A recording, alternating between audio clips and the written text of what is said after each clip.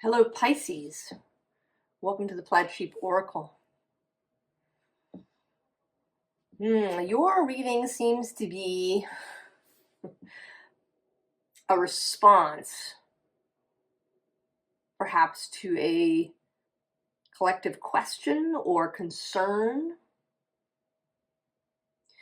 There's been this thread through the Pisces readings of this calling to be a seer, an oracle, a priestess, priest, a conduit, to do this really spiritual work, this kind of ethereal, esoteric cult, out of the ordinary. And I think that there is there's a collective concern about money and resources and where they're going to come from if you set out on this journey.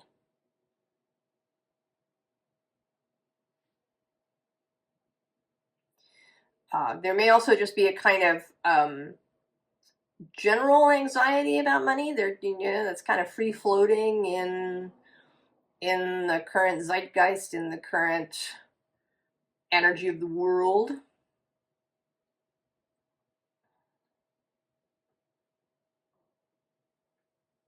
Right? People chatting with each other about the price of eggs and how there's inflation and there's all of this, I think, real tension and fear about money and resources.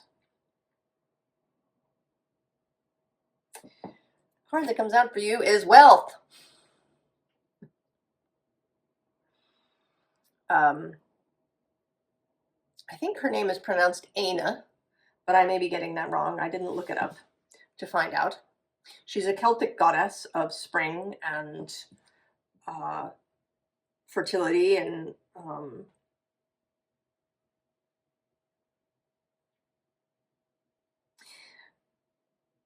there's this sense of, right, of things just growing wildly.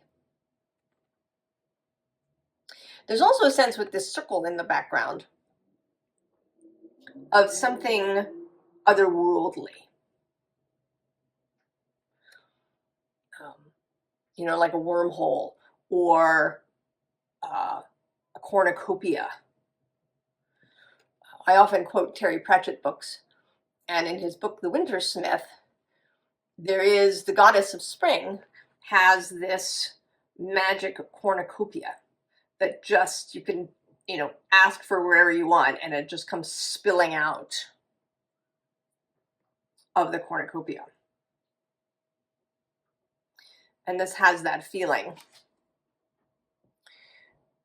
The scene underlying here is desire, right? You have desire, and your desire is, multifaceted. I think that for most people, desire for money, for wealth, is about the freedom that wealth affords you, the choices that you have. You have many more choices when you have wealth. But right below this card is purpose.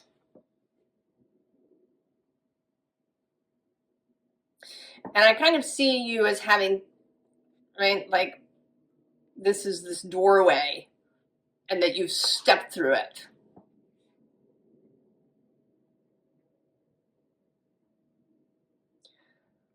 So the first step is to come to terms with this purpose. And to really, know, to really recognize your own desires. And then even if you have desires for things, maybe a bigger home or a home in a particular place, you know, or the ability to travel or whatever it is, that below that, there is this desire to follow your purpose. The unseen underlying is fertility. The goddess Flora.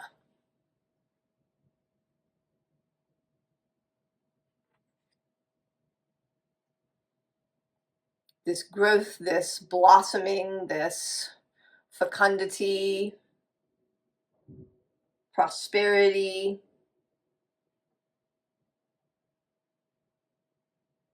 that is living under there.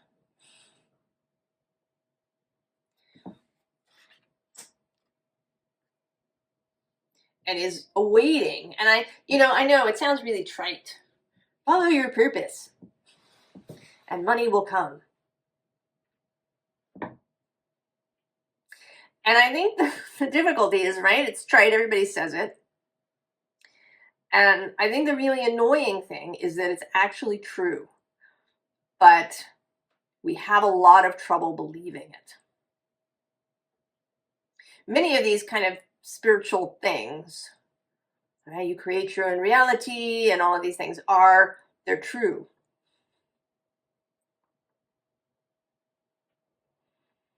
But we put up a lot of resistance and roadblocks, and we have fears that interfere. So you might set out to do what you love, but have very frequent internal conversations with yourself about how there isn't enough money and what are you going to do. And so you could in fact be right, you could set out, you could in fact be doing what you love. You could have started your own business or gotten a job in the profession that you wanted. But because there's this underlying kind of background track, and when you go to a movie, that the background music really plays a part in how you feel about a scene.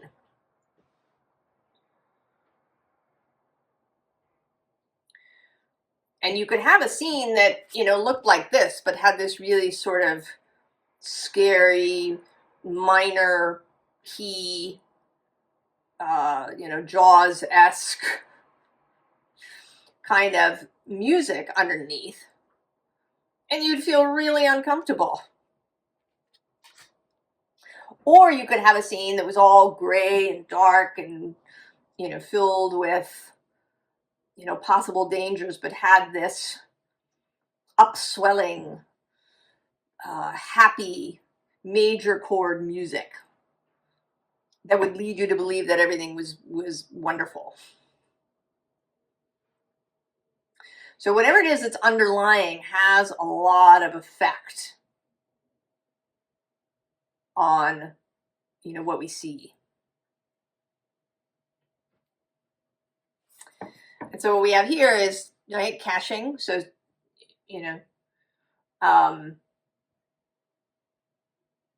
saving things for a rainy day, being really concerned about, and it's not that I'm telling you, I'm absolutely not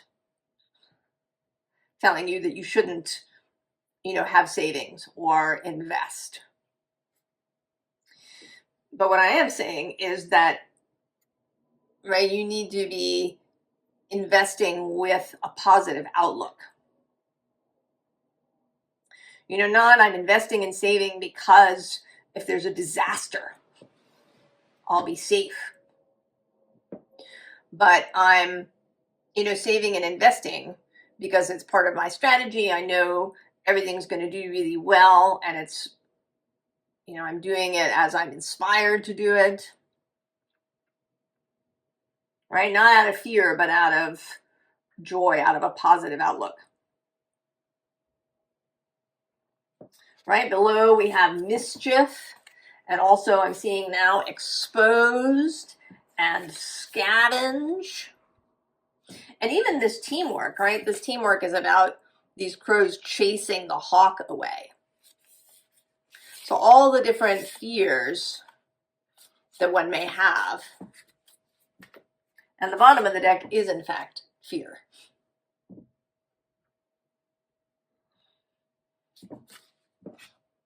So if what you have is a lot of concern and fear and constriction, then even if you go and do what you love, right, and the money might not come. And then you feel sort of betrayed. Everybody said that if I did what I loved, the money would come.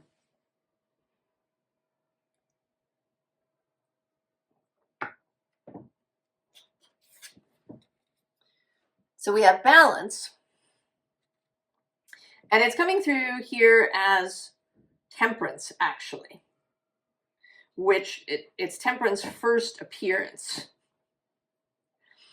And it's kind of, there's 3 different interpretations of temperance that are showing up. It's a card that has a lot of different facets to it. And here showing up as balance, and I would say rather than balance, alignment.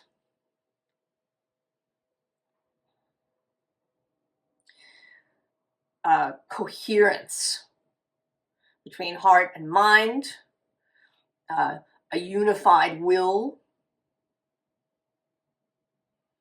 doing what you can to get all your motivations on the same page.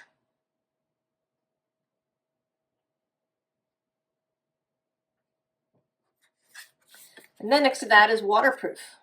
I mean, that's really the waterproofing. Waterproofing is not having, the 401k or, enough in the bank or any of these things. Waterproofing is internal alignment and coherence. There are always people who, do well even in economically difficult times. There were people who did well after the crash in 2008 that had no problem, that didn't lose. Some, even won. And not, through nefarious means. But just because, around money, they were in balance, in alignment. So that things worked out for them. And they might have worked out in funny ways. Right? To be balanced and waterproof against upheaval. This dominance card is actually sort of coming out as the Tower a little bit here. It's number 16, which is the number of the Tower. And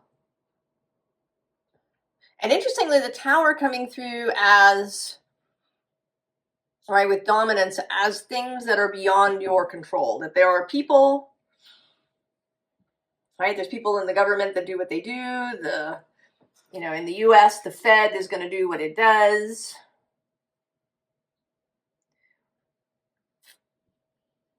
And if you get yourself too wrapped up in those things and needing to be exactly right, I think that's right. That's where that fear comes in, because you're not in control of those things.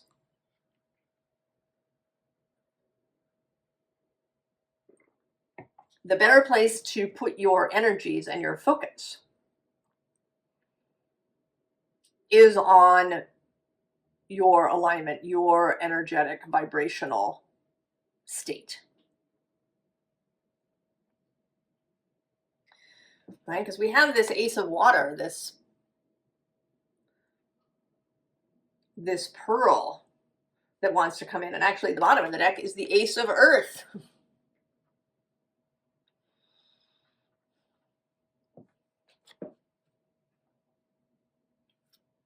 And in fact, below the Ace of Water is the Seven of Fire. I love this Seven of Fire. All right, ready to go.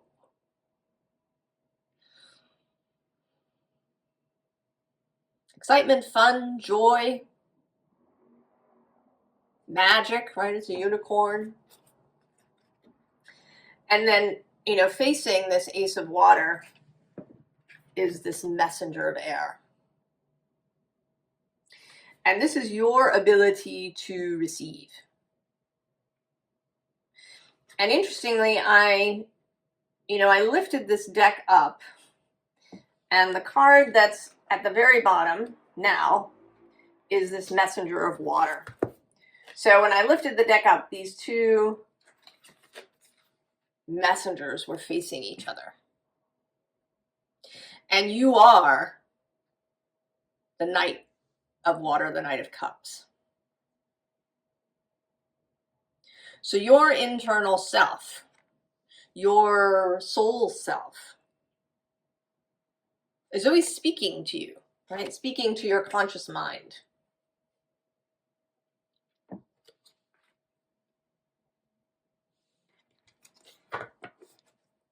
And it may be instructions, suggestions, advice, or it may be, information, or, just a steadying conversation. If you feel fearful, that you can turn to your own soul to be comforted and realigned. And so then we have these two energies, this Queen of Fire and this King of Air, and they are always available to you.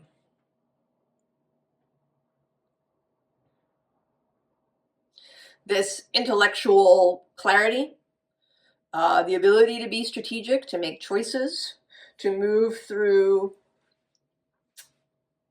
the modern world, without fear. Part of it, I think, is that it's just so complicated.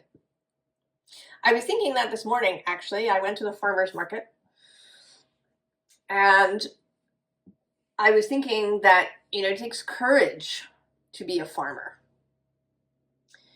And that it has always, I think, taken courage. But in the past, there were kind of, right, the weather was your primary difficulty. What was the weather going to do? Right? There might be a drought, or there might be too much rain. This was the thing.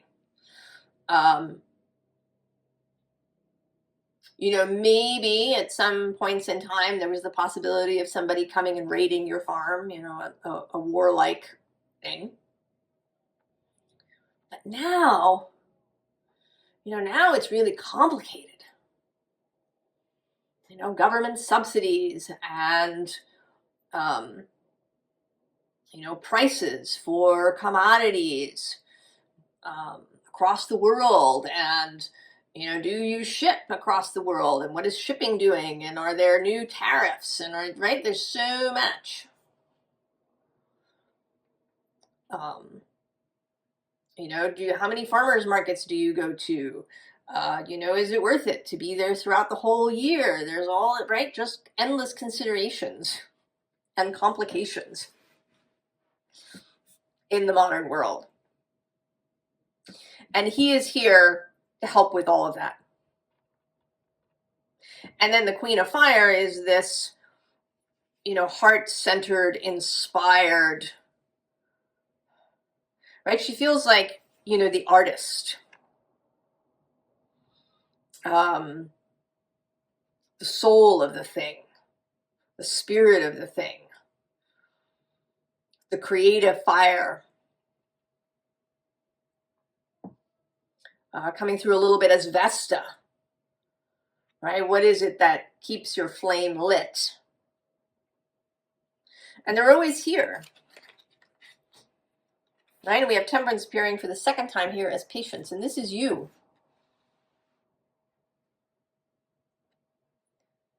Right? This feels really like not just patience, but also receptivity. A willingness to listen, a willingness to trust when the guidance might seem, contrary to what everybody else is doing.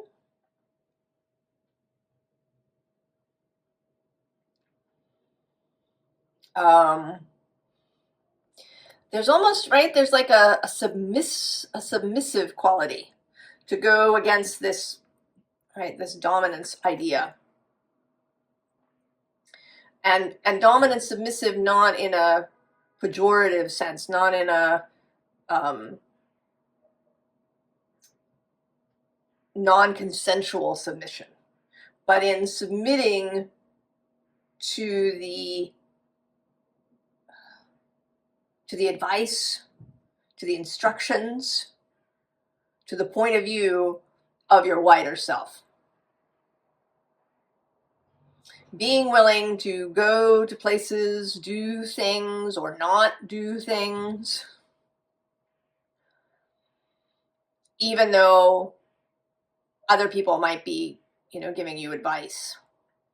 Or maybe you're reading things online about what you should be doing with your money. Or what the economy is doing. Right? The willingness to trust that inner voice. And to receive.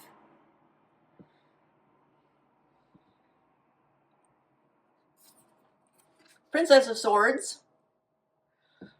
Right? This internal listening.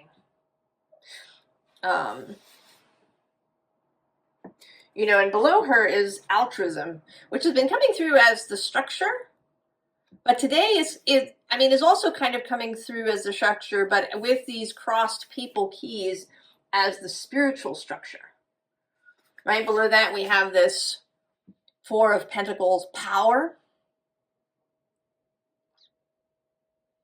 The Sun in Capricorn.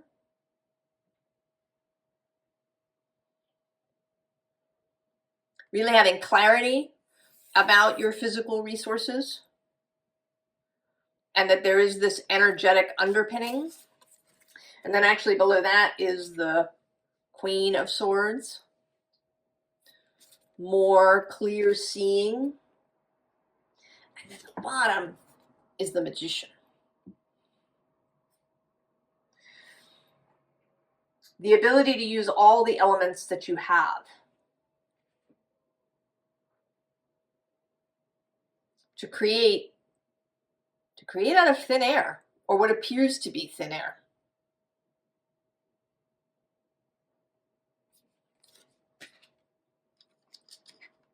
And then we have the third appearance of Temperance here as alchemy.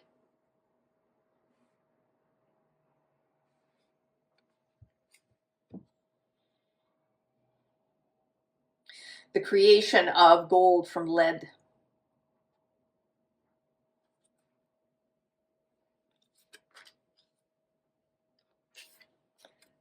Ten of Cups, satiety. The willingness to be sated, the willingness to have. Not just to receive, but to have. Sometimes we can receive things, but then we run through them. Right? Maybe you receive a bunch of money, but then, a sudden expense comes up that uses up that money. So you kind of received it, but you didn't get to have it. I think we have issues with having. Even more, perhaps, than receiving. I mean, receiving is a thing, for sure, but having even more so. Holding on to things. Savoring. Maintaining. Or, having a sort of a steady flow.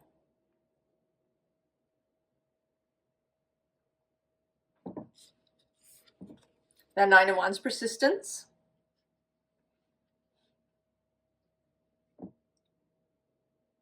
That this requires, right, persistence, that, staying in alignment is a practice. I mean, it's kind of annoying that you don't get to do it just once. And then having things kind of requires maintenance. And it doesn't mean that you're out in the cold and on your own. Spirit, right? Your soul is there with you.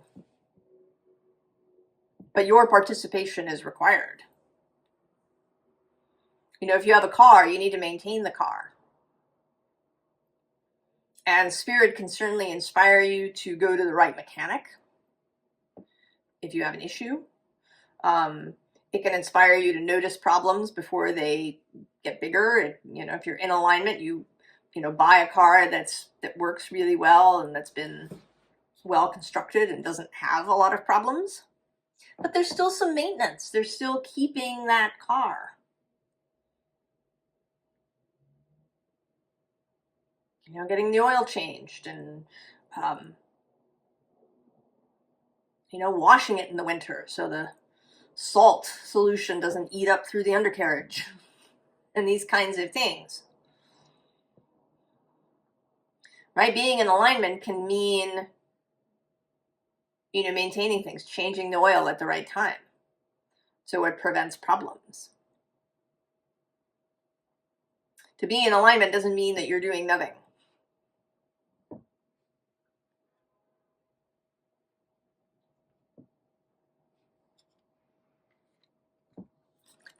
And then the Knight of Cups, there you are again. And this particular Knight of Cups is my seer card, right? He's scrying in that cup.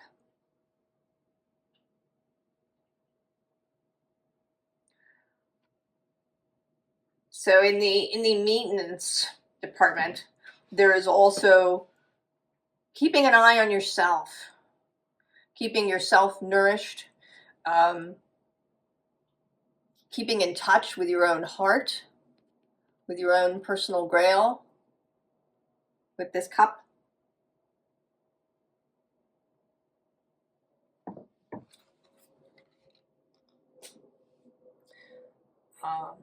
Keeping your third eye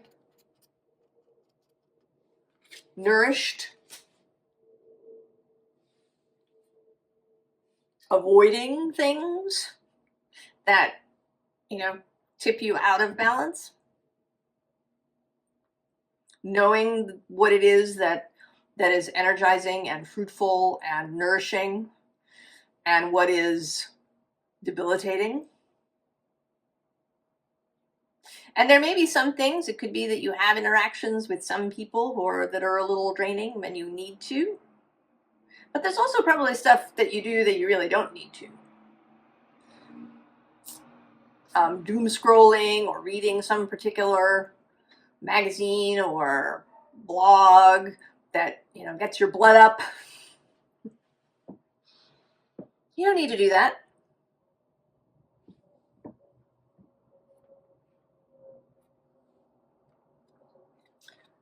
And so there you are, the water fairy. Feelings and emotions, your strengths. Play to your strengths, Pisces.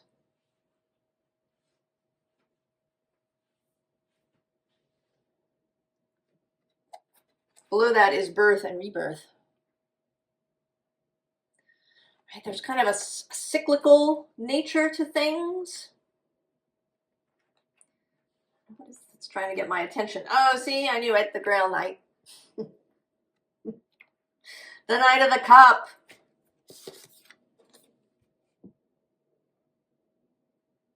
Devotion, dedication, the sacred. Bottom of the deck, joy.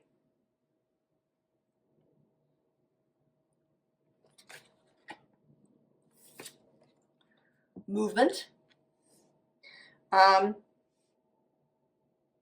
You are a mutable sign, Pisces. It may be that, movement. It might be that you need to have different practices that you do. Maybe rotating nourishment. Keeping your mind mobile.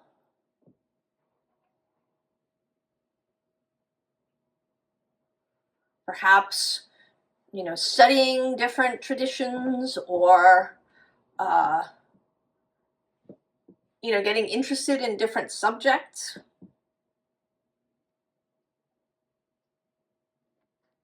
Right? There's something about you know, not allowing a mental stagnation either. If you find your, you know, your emotions are very fluid, maybe, you know, there's something about keeping the mind fluid too. Because then we have both the Lady of the Lake, who is, you know, she's sort of the Queen of Swords, absolute truth, courage, self-respect, responsibility. I would add integrity and good judgment, discernment. You know, she delivers Excalibur to Arthur when he is ready, when he has proved his worth. So she has discernment. She doesn't give Excalibur to just anybody.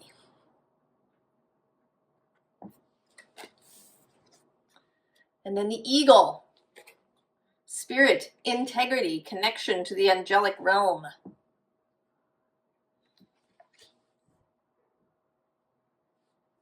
Right? Keeping your own signal clear.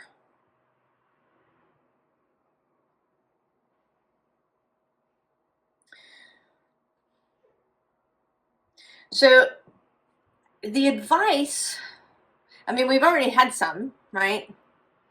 Some direction about how to proceed. And this feels more like reassurance than like advice. So the cards wanted to come out kind of in this way, where there's a pair and a pair, and then the deck here on this side instead of above or over here as usual. And what we have is the card here is the Princess of Swords, and she's looking at this King of Pentacles, and he's not looking at her.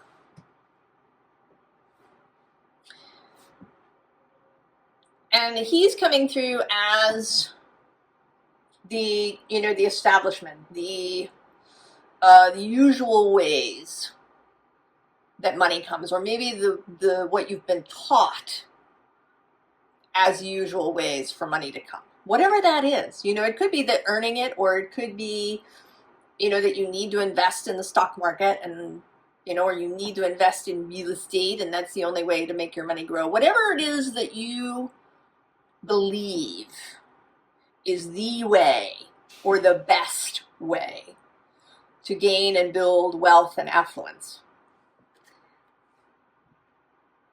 But, right, he's not looking at you.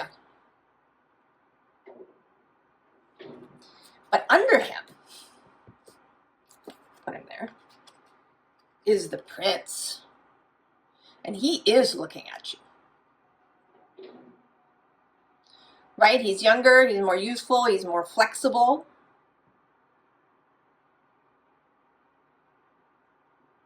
He's not official.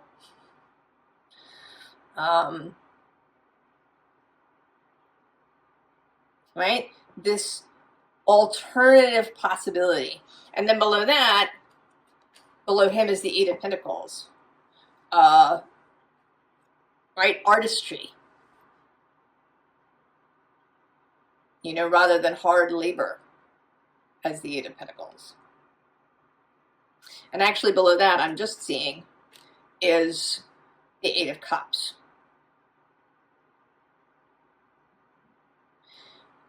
Right, the moving away from something and towards, right, towards the moon, towards yourself, towards your feelings, towards the mystical, the occult. And then actually below that, interestingly, is Juno. And it says tradition, but I want to say this is building your own tradition.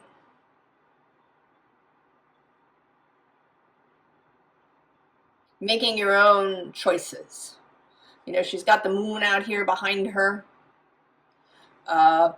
She's also a goddess of commitment. And then below her, I'm going to go one more. Oh, I'm going to have to go two more. First is this Judgment, right? We have this knight, like the Grail Knight. Dedication, devotion. And then fortune, oh my goodness, and then power and strength. I'm going to stop there.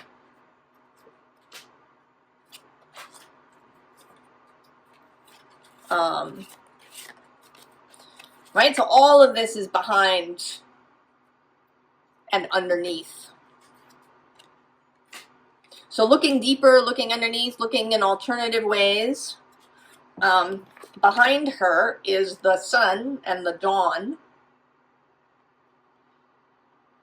Right, this coming light that will illuminate you and enable you to make these choices for yourself. And then in the second row, we have oppression, which is the tower in this deck. You know, and these two that are stuck together, it's kind of like a Chinese finger puzzle. That they're trapped with each other, right? It's this. And possibly this. Right? All these energies. Right? And here, right, is this Five of Swords. And it feels less like victory and more like confusion. Like you've been fighting something that isn't even really there. I was watching this morning this video talking about movie making and filming and you know, how films are shot and, you know, CGI. And I was thinking that, you know, so much of many movies today is CGI, so that the actors are fighting people who aren't there.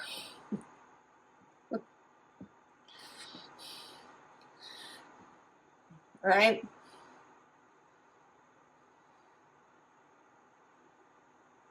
You know, there might even be moments on the screen where it's on right where it's CGI people fighting other CGI people. Right? There's just, right? There's no there. But behind that, right, if you could leave the scene of battle that you don't need to be fighting, if you could get out of this Chinese finger puzzle, Chinese finger trap, behind is the Ten of Cups. Joy, fulfillment, the rainbow. Right here under the sun. Being lit up. And then interestingly, two other cards wanted to come out sort of separately. One is this contemplation card. So this, right, this internal space, it's this. And the underlying on the deck is the Ten of Cups. And then on the other deck, I'm going to go in reverse and say the underlying is this Five of Pentacles. This Five of Materials. And there's this, right, there's this energy, this music that's calling you out of this fetal position. And that card is this Queen of Cups. Who is you? Right? This is also you, this human you, walking here, but then there's this whole other you, this cosmic you, right? This you that is in constant connection to these two energies, to the Magician, to these aces, to that messenger of water.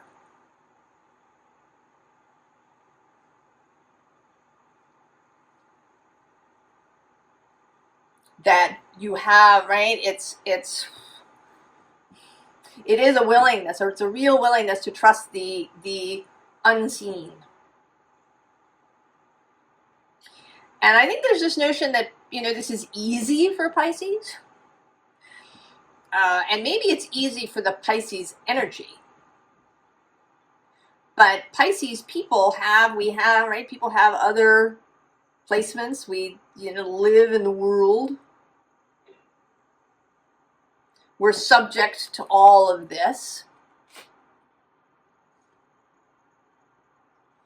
To this. To upheaval, to interference.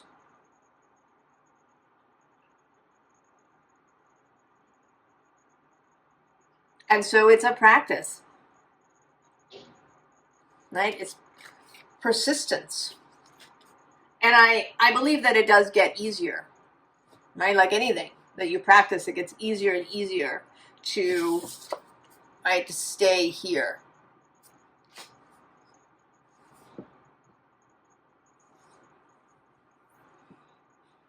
So I'm afraid it's not a specific answer. It's not like I'm telling you that you're going to win the lottery, or that, some unknown wealthy relative is going to leave you all their money, or whatever it is. But don't limit yourself. Don't limit yourself to what you think, to what you've been told, to what, everybody that you know has as a source of wealth and resources and money. Don't limit yourself, Pisces. Keep your signal clear. Yeah. So I hope this is helpful. I hope you feel better if you were feeling fearful. And maybe it's a confirmation for you. I do wish you all the very, very best, Pisces. And I will see you next time. So long.